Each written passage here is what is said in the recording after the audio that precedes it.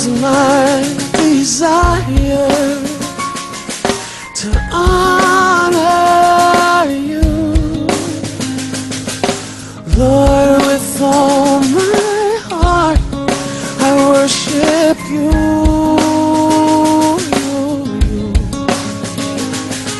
With all that is within me, I give you praise. All that I adore is in you. L'image que nous voyons actuellement est celle de la petite Shinze, princesse âgée de 5 ans, qui a eu un rêve dans lequel sa camarade de classe lui a versé de l'eau chaude. Ce matin-là, elle a juste eu le temps de raconter le rêve à ses parents avant de tomber raide.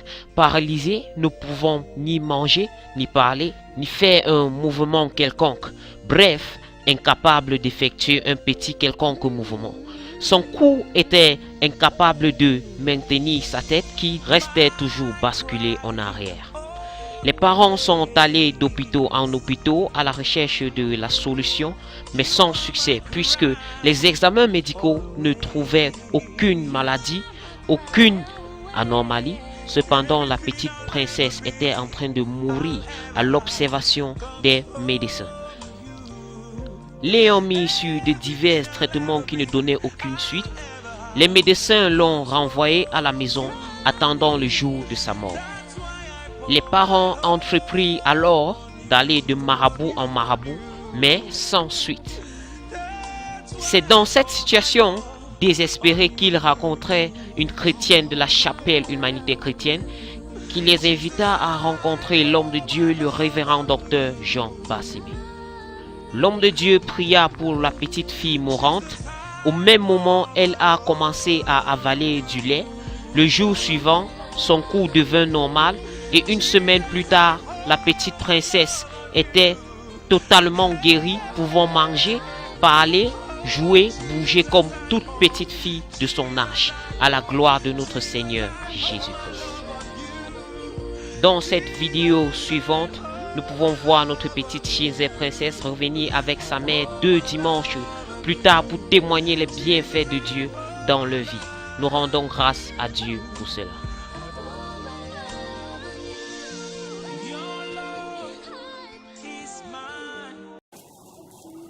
Parmi ceux de ta famille, combien de parents, tu es pas femme. Elle a entendu parler, elle dit que non. Venez avec ce cas, venez voir mon pasteur.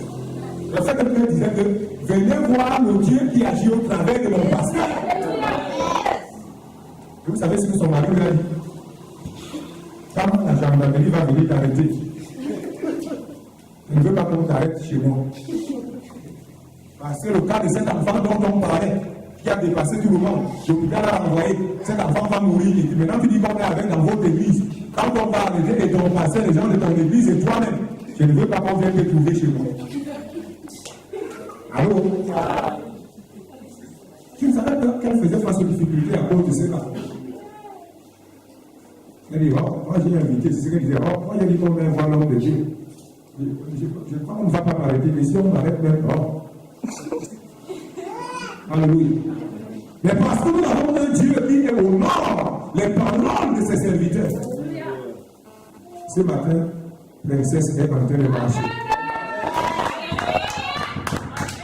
Princesse est en train de marcher. Et princesse est en train de parler. Princesse. Ah, c'est ton nom. Viens à notre salut. Est-ce que vous pouvez acclamer le Seigneur Jésus? Que tu sois encouragé dans ta foi. Le moment n'est pas encore venu où tu vas témoigner. Alléluia. Parce qu'il voulait que le jour là que tu puisses témoigner avec ces. Comme les marabouts ne donnent pas de carnet de visite. Avant tu vas venir avec le carnet de visite de l'hôpital régional. Parce que ceci, ce n'est que le carnet de visite des grandes endémies. Vous appelez le nom s'il veut quoi en parler? Shinze.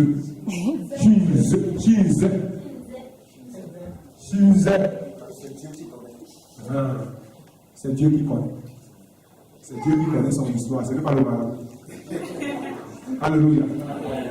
Ce n'est pas le ministère. Nous encourageons les gens à aller à l'hôpital. Amen. Ça, nous ne sommes pas de ceux qui disent que les gens doivent parler à l'hôpital. Donc, tu vas apprêter, tu vas parler avec ta famille. Vous viendrez pour les actions de grâce. Et ce jour-là, nous allons prier et proclamer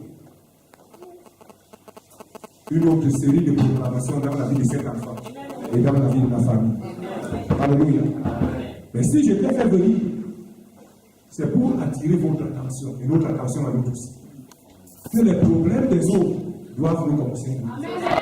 Quand on entend que quelqu'un fait face aux difficultés, on ne sait pas si par notre petite intervention, le miracle va se produire. Mais si nous ne sommes pas concernés par les problèmes des autres, il y a plusieurs vies qui seront détruites. Et Dieu va nous redemander leur sang. Parce que Dieu dit, quand il va dire que le méchant va mourir, certes il est méchant, mais s'il meurt sans que tu l'aies averti, je vais te redemander son sang. Et plusieurs vont chez les sorciers et les marabouts parce qu'ils n'ont pas la connaissance de Dieu vivant. Si maman Cécile n'avait pas pris encore ce qu'elle a entendu au marché, les commentaires qu'elle a entendus, pour fouiller et retrouver maman Rosie, elle ne serait jamais venue avec cet enfant ici. Nous n'aurons jamais prié. Jésus n'aurait jamais été impliqué. Jésus n'aurait pas accompli le miracle qu'il a accompli. Alléluia. En fait, c'est ça la vie chrétienne. Il faut que les problèmes des gens puissent t'interpeller. Quelqu'un m'a dit que non. Il faut seulement qu'on puisse prier. Pourquoi on va prier et on demande des miracles dans la vie des païens? Le Seigneur Jésus que je sers a guéri même les gens qui ne le connaissaient pas. Allô? Le fait d'être guéri ou de chasser un démon, ce n'est pas parce que quelqu'un est devenu chrétien. Ça émane de la nature de Dieu. Dieu est amour. Ses serviteurs et ses servants doivent être amour. Il va faire du bien envers tous. Et surtout envers ceux de la famille de la foi. Donc il n'a pas chassé un démon seulement parce que quelqu'un a plu. On s'attend qu'il croit. C'est la meilleure des choses. Mais on les chasse. Qui sait? C'est peut-être c'est parce que le démon qui l'empêche même de se rapprocher de Jésus. Alors, la plupart des gens pour lesquels j'ai prié sont même des gens qui n'étaient pas des chrétiens et qui ont été guéris. Et parfois, des guérisons et des miracles, moi, j'en viens. Je dis que, Seigneur, mais c'est une guérison aussi. Ou c'est un miracle. J'aurais voulu que tu puisses.